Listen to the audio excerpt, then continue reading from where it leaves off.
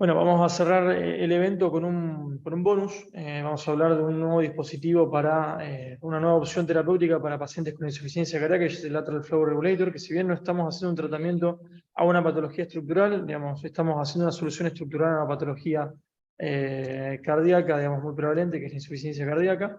¿Sí? ¿Por qué, digamos, cuál es la racionalidad un poco de este dispositivo? Es que hoy por hoy todavía, digamos, la muerte cardiovascular y las rehospitalizaciones en insuficiencia cardíaca siguen siendo muy altas a pesar del gran avance que hemos tenido con la medicación, digamos, principalmente y también con distintos dispositivos. ¿Eh? Fíjense, digamos, de estudios recientes del Emperor, ya sea en función preservada o reducida, la tasa de eventos a largo plazo, si bien se disminuyó notablemente con esta droga, sigue siendo alta.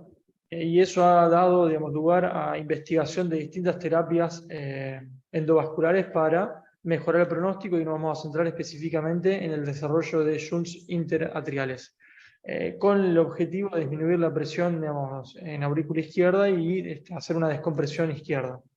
¿Por qué? Justamente, digamos, la congestión pulmonar es el camino común, digamos, la mayoría de los ingresos hospitalarios por insuficiencia cardíaca, más del 90%, y es común tanto en pacientes que tienen insuficiencia cardíaca preservada como reducida. Digamos, el aumento de la presión auricular a más de 25 milímetros de mercurio se asocia a desmejoría de síntomas, a intolerancia al ejercicio y a descompensación aguda y hospitalización por insuficiencia cardíaca. Esto lo vimos, digamos, a partir de distintas mediciones hemodinámicas, donde previo a la hospitalización hay un aumento significativo de las presiones en la aurícula izquierda, que disminuyen notablemente después de la reinternación, y uno lo puede tomar también como parámetro. Y hoy debería ser un objetivo, es un objetivo también del tratamiento de la insuficiencia cardíaca, ya que elevaciones dinámicas y también crónicas son las causas de los síntomas, de la morbilidad y la mortalidad de estos pacientes. También porque justamente digamos, el target, digamos, con medicación para disminuir esta presión auricular aumentada es bastante complejo de resolver. Digamos, hay fenómenos rápidos y fenómenos lentos que contribuyen a esta congestión, que son difíciles de manejar. Digamos, los diuréticos tienen su rol, pero bueno, también nos cuestan. Y digamos, sabemos también que en pacientes que tienen insuficiencia cardíaca con FEI preservado, deteriorada, digamos, también hay un aumento de la rigidez, una disminución de la complacencia auricular que hace que la presión de enclavamiento aumente notablemente y que se contribuye a un aumento de los síntomas y intolerancia al ejercicio. Es por esto, digamos, que se plantea la posibilidad de hacer un shunt, de hacer un vaciamiento, digamos, una derivación de las presiones de izquierda a derecha, digamos, para justamente trasladar el exceso de volumen de la aurícula izquierda a la aurícula derecha y así disminuir las presiones en las cavidades izquierdas, que en teoría podrían conllevar a una disminución de los síntomas por insuficiencia cardíaca. ¿Y cómo uno podría explicar que un shunt, digamos, reduzca tanto la presión aurícula en la aurícula izquierda? Es porque, como vemos en las curvas de presión-volumen, pequeños cambios de volumen, digamos, contribuyen a un aumento, a una disminución notable de la presión en esos pacientes. Entonces, esto podría, digamos, correlacionarse con una disminución también de los síntomas de los episodios de insuficiencia cardíaca y, digamos, justamente disminuir las reinternaciones. Esto ya está estudiado, digamos, hay varios estudios hemodinámicos que se han probado con distintos diámetros de shunt, que han demostrado, digamos, fíjense acá, si no hay un shunt interauricular, cómo en ejercicio aumenta notablemente, digamos, la presión en aurícula izquierda y mucho mayor en comparación con la presión venosa central, y cómo cuando uno genera este shunt con un promedio de 8 o 10 milímetros, no más que eso, se puede generar, digamos, una disminución notable de las curvas de presión auricular en reposo y en ejercicio, que podría traducirse en un beneficio clínico para el paciente. Y, digamos, lo que es más importante, digamos, con un shunt que tiene un QPQS que es menor a 1,5, con digamos, un shunt pequeño, que sabemos que en general por cardiopatías congénitas estos no deberían tener un efecto hemodinámico significativo en las presiones del ventrículo derecho y en la función del ventrículo derecho. Digamos, esto en general no lo solemos tratar. Así que estaríamos generando un pequeño shunt, digamos, que no tendría una repercusión, una sobrecarga tampoco a las cavidades derechas del corazón. Hay un montón de dispositivos que están en desarrollo, que están en marcha. Digamos, hoy nos vamos a centrar en uno de los que está disponible en nuestro país, que es el Lateral Flow Regulator, el AFR, que es una estructura muy parecida a lo que estuvimos viendo, digamos, paradójicamente para FOP. Acá estamos generando un shunt, digamos, en este caso, digamos, una doble malla también para hacer una adherencia en las dos paredes auriculares, izquierda-derecha, pero con una comunicación, un agujerito de 8 o 10 milímetros en el centro. Este dispositivo para insuficiencia cardíaca tiene básicamente, como yo digo, dos tamaños de orificio de 8 a 10 milímetros y dos alturas que va a depender un poco del grosor del septum. ¿Eh? Y como les conté, digamos, genera un shunt con un PQS, digamos, menor a 1.5, un promedio de 1.2, disminuyendo la presión auricular en reposo en ejercicio. El estudio pivotal, digamos, de este dispositivo es el PRELIV. Es un estudio, digamos, que no tiene digamos, una rama comparativa, o sea, no es un estudio randomizado, no es un estudio, es un registro, digamos, prospectivo abierto, que incluyó pacientes que tenían insuficiencia cardíaca, digamos, con bastantes síntomas en clase funcional 3-4, a pesar de tratamiento médico óptimo. Acá no estamos hablando de un reemplazo, sino que un adimento de pacientes que no evolucionan bien con el tratamiento médico óptimo. Y incluyó pacientes tanto con función deprimida, digamos, que las clasificó con menos de 40, como también con función preservada y que entonces tengan que tener un ProBNP, digamos, mayor a 125. Y desde ya, digamos, tenían que tener una wedge basal más de 15 o, digamos, si no, un ejercicio de más de 25 para poder ser incluidos en este estudio. Y desde ya, digamos, en parte también con lo que hablaba Martín, se excluyeron pacientes que tengan disfunción ventricular derecha, digamos, catalogados con TAPS de 14, porque uno piensa que puede, digamos, el flujo hacia la derecha puede, digamos, condicionar un ventrículo ya disfuncionante, hipertensión pulmonar severa, dilatación severa del ventrículo derecho y otros valvulopatía severa, ya un FOP o una CIA que esté o que haya sido tratada previamente.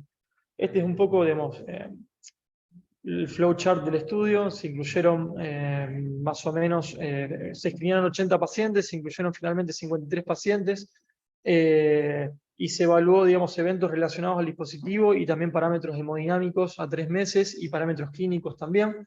Esto más o menos, no los quiero aburrir, en pacientes de 70 años más o menos en promedio, más añosos los que tienen función reducida. Fíjense que el 90% tenían una insuficiencia cardíaca en clase funcional 3, eran pacientes bastante sintomáticos, con un NT-proBNP alto. Eran pacientes que tuvieron pocos eventos relacionados al dispositivo, digamos, hubo una única complicación severa relacionada al procedimiento, que fue un sangrado por una mala técnica de punción que produjo un síncope, pero que nada más. Después el paciente no tuvo ninguna relevancia. Que el QPQS medido, digamos, en los pacientes, ya sean todos o en fe reducida o preservada, estuvo por debajo del 1.5, fue un promedio de 1.2, como les había mostrado previamente. Que no hubo stroke, digamos, que es uno de los miedos, como nombrábamos, digamos, uno podría, al generar una comunicación izquierda-derecha, digamos, tendría el miedo de una embolia paradojal, como hablamos en el FOP, que en este caso no se vio, digamos, en la evolución de estos pacientes.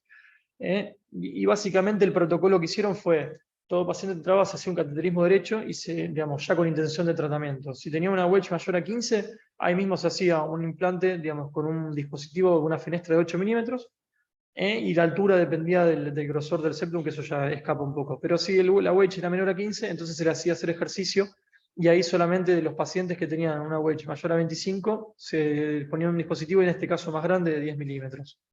La técnica, digamos, es muy parecida, digamos, a lo que vimos antes, con lo único que estamos generando, o sea, se hace una punción transeptal, se hace una septostomía con balón, digamos, dilatamos el septum, y después llevamos el dispositivo, digamos, que es muy parecido a lo que mostró Claudio de foramen oval, pero que en definitiva tiene en su unión central es más ancha, por eso hay que hacer una buena septostomía, y tiene el orificio de 8 a 10 milímetros. Los resultados de este estudio en años fueron, la verdad, que bastante alentadores. Se demostró una disminución, digamos, promedio de 5 milímetros de mercurio de la wedge en la digamos, una presión, digamos, menor a 5 milímetros, ya sea, principalmente en realidad este beneficio se vio en pacientes que creo que son los más interesantes en función preservada, que lamentablemente no contamos con un arsenal terapéutico tan variado como los que tienen función reducida. Se vio una leve dilatación del ventrículo derecho, digamos, por ecografía, pero que esto no llevó, digamos, no se vio acompañado de un aumento, una disminución de la función del ventrículo derecho, y tampoco hubo ningún cambio en la presión de la aurícula derecha. Lo que es interesante es que en pacientes con fracción reducida se vio un aumento significativo de la fracción de eyección, de 8 puntos el aumento a 12 meses, hay mejoría de algunos parámetros también hemodinámicos en función del ventrículo derecho, pero lo más importante de todo es que no hubo ningún deterioro en la función contráctil, ¿sí?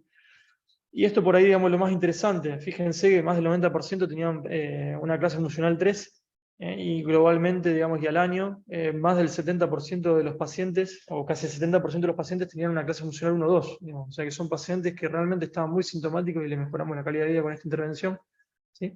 que se mantuvo en el tiempo, y esto fue independiente en pacientes con FEI reducida o con FEI preservada.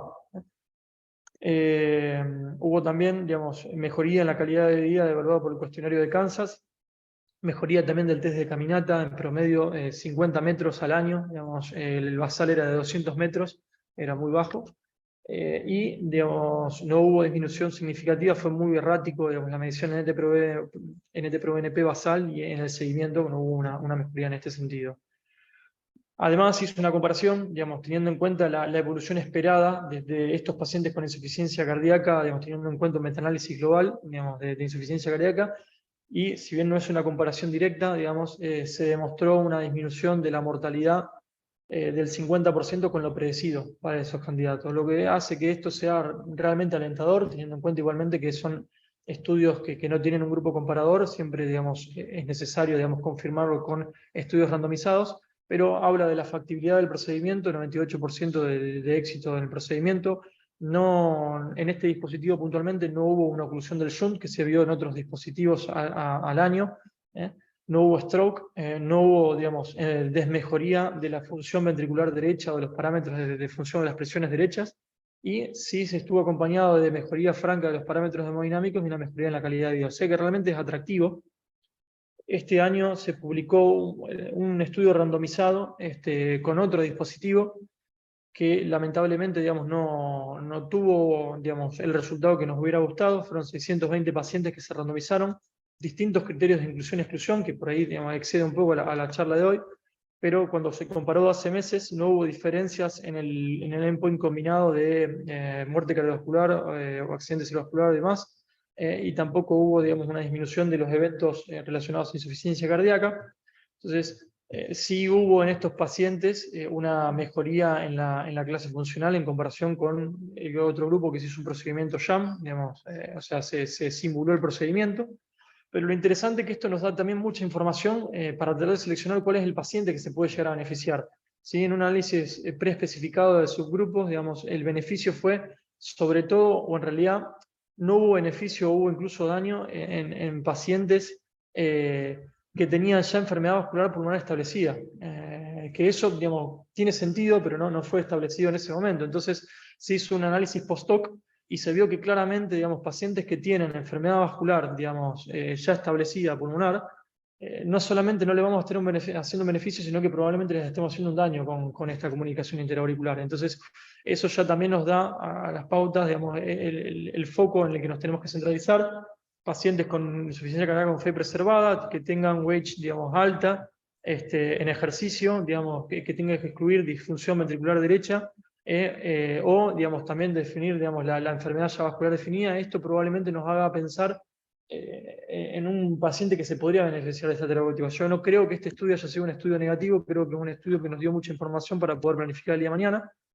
Hay distintas consideraciones que tenemos que hacer. Necesitamos que el paciente tenga un adecuado gradiente de presión izquierda-derecha para permitir la descompresión. Si no está ese gradiente, entonces el dispositivo no va a servir para nada. Ambas aurículas deberían tener la función también relativamente preservada. Si alguna de las dos es rígida, fibrótica, es no complaciente, o vamos a tener una descompresión inadecuada, o no, vamos a ser incapaces de recibir ese volumen extra y vamos a generar mayor sobrecarga derecha. Y bueno, pacientes con amiloidosis, micocardiopatía hipertrófica obstructiva, valvulopatías severas, etcétera, están por lo pronto descartados estos estudios. ¿Sí? Ya termino.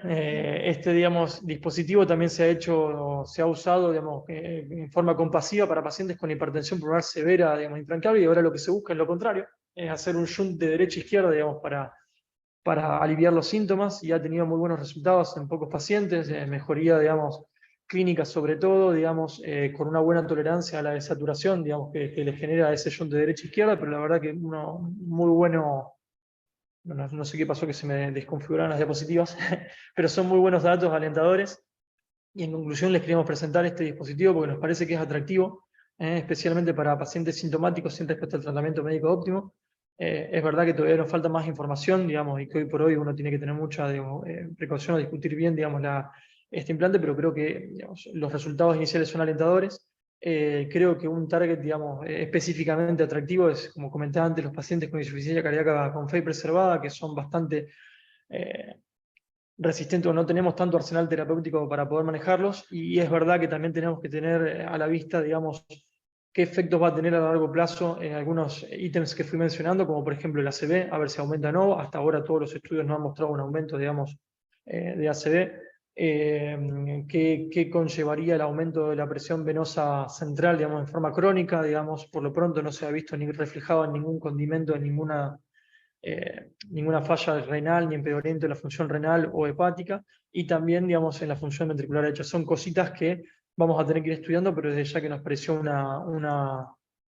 un dispositivo más que atractivo para considerar en el tratamiento de pacientes refractarios al tratamiento médico óptimo. Así que con esto damos finalizado la actividad.